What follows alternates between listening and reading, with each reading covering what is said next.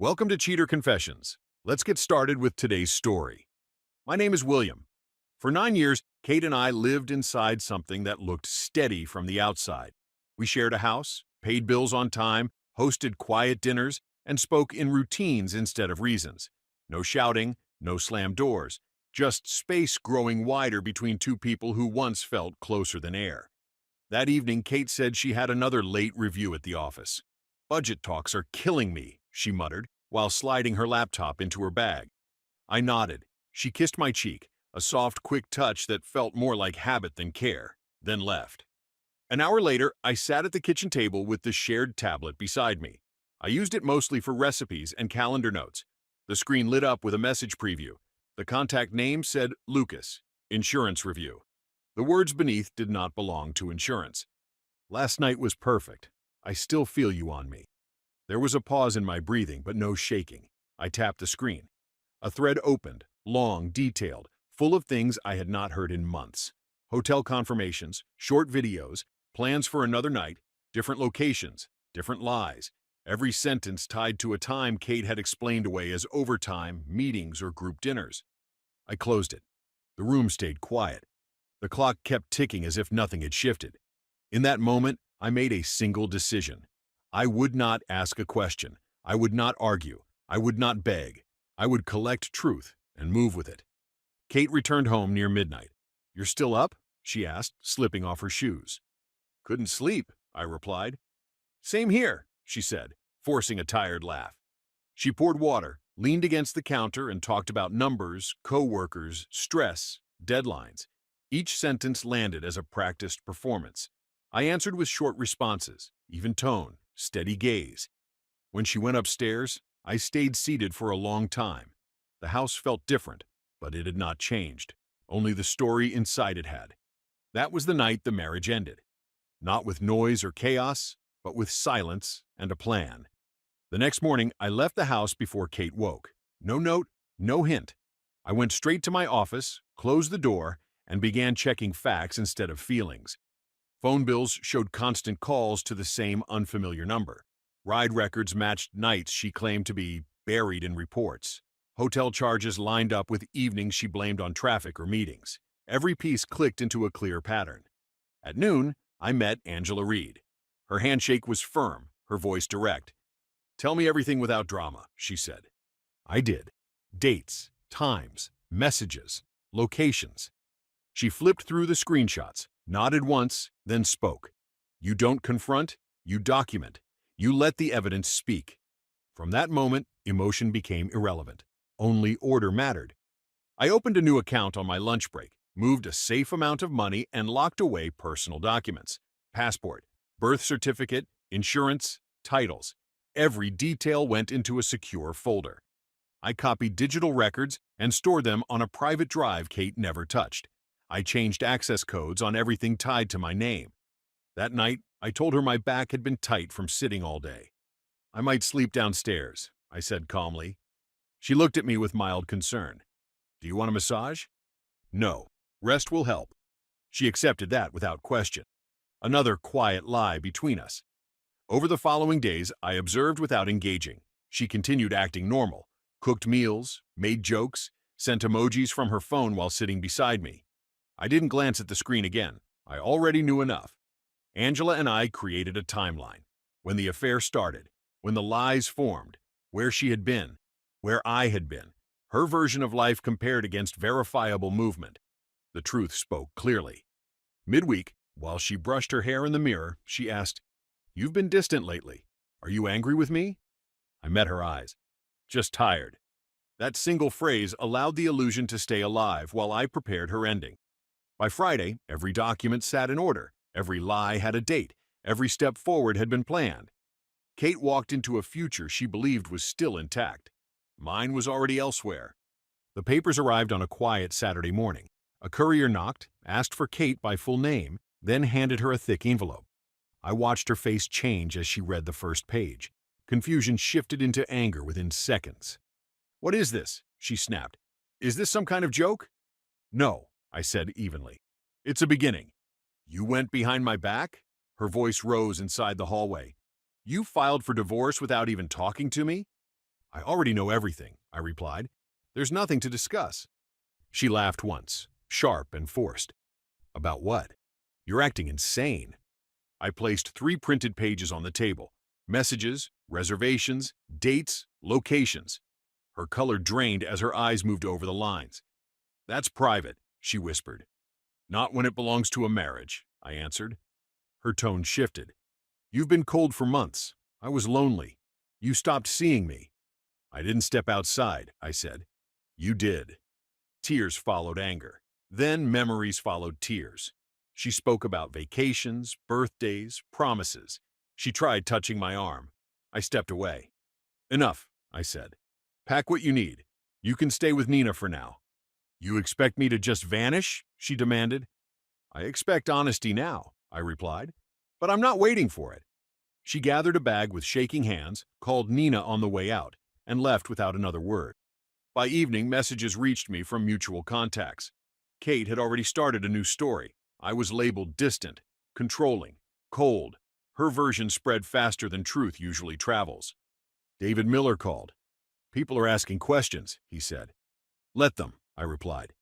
You okay? I'm clear, I answered. And I meant it. While she crafted a different reality for others, I began living inside the real one. Kate's lawyer sent a list that felt detached from reality. The house, my car, majority stake in savings, extended monthly support. Angela scanned the pages and gave a small, humorless breath. She wants a life built on imagination, she said. We answer with fact. Days that followed carried quiet disruption. My streaming accounts locked. A false noise report reached the landlord. Reset requests hit my email at odd hours. Nothing serious, yet each move showed frustration trying to scratch for control. I recorded every detail and sent them to Angela. Then everything shifted. A new message arrived. Kate now wanted speed. No long support. No major claims beyond the property. A fast signature. A clean exit. The change felt forced, rushed, uncertain. Angela noticed it right away. People don't surrender suddenly unless pressure finds them. Later that week, a simple grocery run brought clarity. As I stepped past frozen sections, Nina appeared at the end of the aisle. Her face stiffened. Hey, she said, uneasy. Hello, I replied. She glanced around. This timing. It's not good for her. Timing of what? I asked. Her lips parted, hesitation flickering. She's been under a lot of doctor visits recently. Stress is hitting her hard. She stepped back, clearly choosing silence over truth. I didn't push. I didn't ask more. The hint was enough. At home, Angela and I reviewed calendar gaps, insurance activity, and unexplained charges. A pattern tied to medical facilities started appearing. Appointments did not line up with wellness claims Kate had mentioned in passing months earlier. Something had grown quietly behind fabricated explanations. That night, her name appeared on my phone. I didn't answer. A second call came. Then nothing. I sat in stillness, not overwhelmed, only alert. The sudden kindness during negotiations, the emotional distortion, the torn edges of Nina's words, all pointed to a hidden development starting to surface. For the first time since discovery, uncertainty sharpened into focus. Kate wasn't rushing because she felt guilt. She was rushing because she was running out of time. Angela called me early the next morning.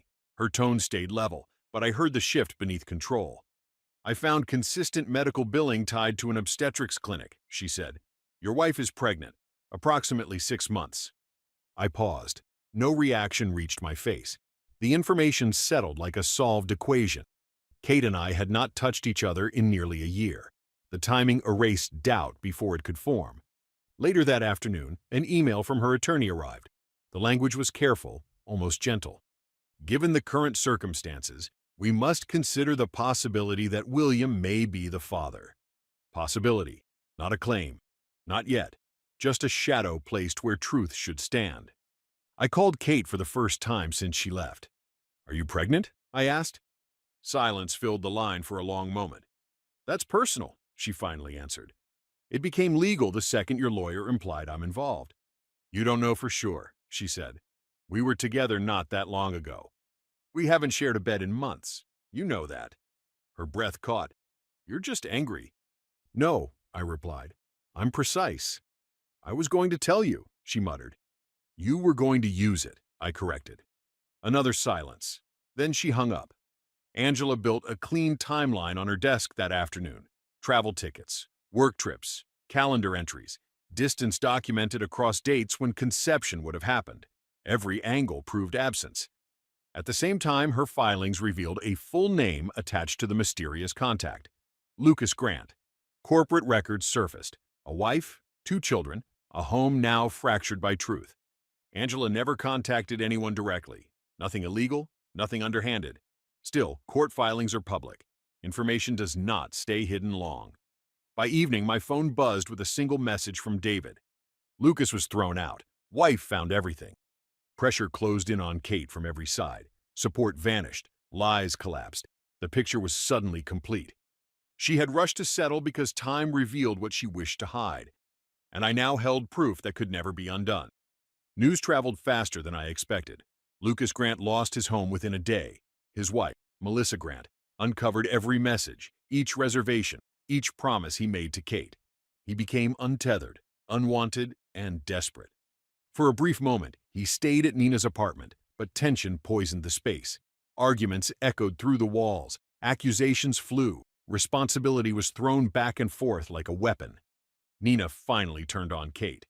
You dragged chaos into my living room, she said, before telling her to leave. Kate had nowhere else. She packed her suitcase again, this time heavier with reality, and moved in with her brother, Oliver Harrington, who had always lived quiet and stayed out of her choices.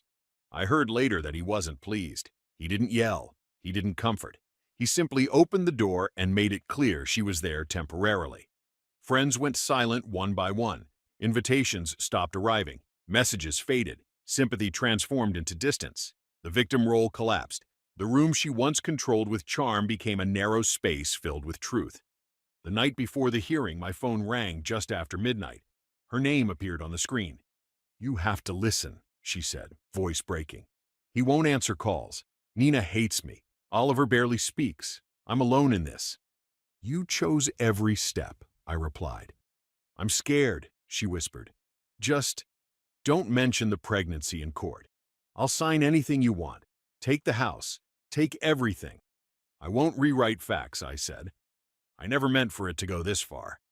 That's the difference between us, I replied. I always knew exactly where I was going. Tears spilled through the line. I didn't react. William, please. Goodbye, Kate. I ended the call. Silence returned, steady and clean. There was no anger left inside me, only closure waiting to arrive in a courtroom the next morning. Inside my apartment, calm weighed nothing at all. The courthouse hallway felt still. I stood beside Angela, my hands relaxed at my sides, eyes forward. There was nothing left to fear. Everything had already been proven on paper. Then Kate appeared. She moved slowly, one hand resting on her stomach. She had styled her hair carefully. Makeup faded the exhaustion under her eyes. Oliver walked beside her, silent, distant. No warmth came from him, only obligation. She spotted me and stopped for half a second. And she smiled. See what you walked away from, she murmured as she passed. I looked at her stomach, then back to her face. Do I know the father? I replied quietly. The color drained from her cheeks. She turned away without answer. Inside the courtroom, her lawyer spoke first. Soft voice, careful phrases. He suggested uncertainty, confusion, a possible bond that needed protection. He spoke of responsibility and stability. He glanced toward her stomach as if hoping sympathy would replace logic. Angela stood next. Her voice carried no emotion. Your Honor, this pregnancy cannot belong to my client. We can prove complete impossibility. She handed over records, travel documentation, location data, verified dates, phone activity between Kate and Lucas during the exact timeline of conception. The judge examined each sheet with narrowing eyes. Mrs. Harrington, the judge said, turning to Kate, when did you last have intimate contact with your husband? Kate hesitated. The room filled with silence. Answer the question, the judge demanded. We hadn't been close in a while, she admitted. A while meaning? The judge pressed. Months, she whispered. Were you involved with another man during that time? Another pause. Her voice shook. Yes. The judge leaned back. Then this child is not his, and your implication constitutes deliberate misrepresentation. A pen tapped once against the desk. The rulings followed, clear and precise. I kept the house. She received a small portion of its value. Each vehicle stayed with its registered owner. Our shared accounts were split fairly. Temporary support was approved, limited, reduced, and directly connected to her actions.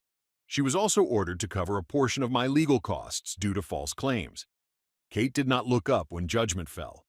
Her smile was gone. Weeks passed without noise. No messages reached me. No apologies arrived. Kate's world folded in around her while mine moved forward in clean lines. She gave birth early winter.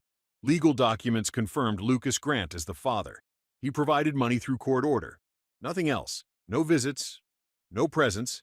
Only obligations sent through transfers. Kate remained with Oliver. A part-time position at a local shop paid little but enough to survive. Her reputation inside familiar circles faded fast. People who once praised her now avoided conversation. Invitations stopped.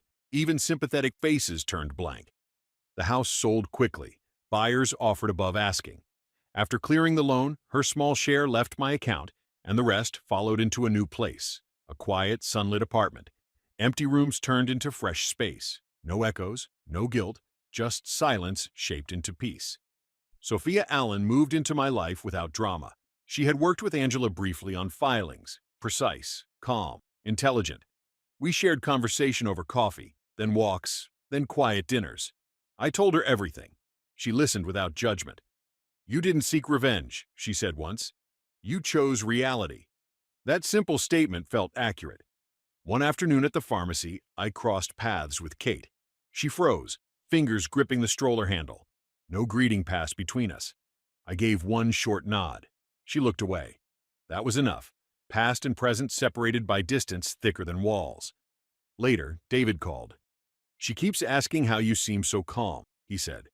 "I'm not calm," I replied. "I'm finished." The truth was simple. I didn't destroy her. I refused to hold her together. Lies fell on their own weight. Choices carved consequence. I stepped aside, preserving dignity where it still belonged. That night, I sat on my balcony. No bitterness touched my mind. No anger returned. Only clarity remained. At our hearing, she smiled, hoping illusion would carry her through. Instead, truth answered for me. I slept without regret. Thank you for watching.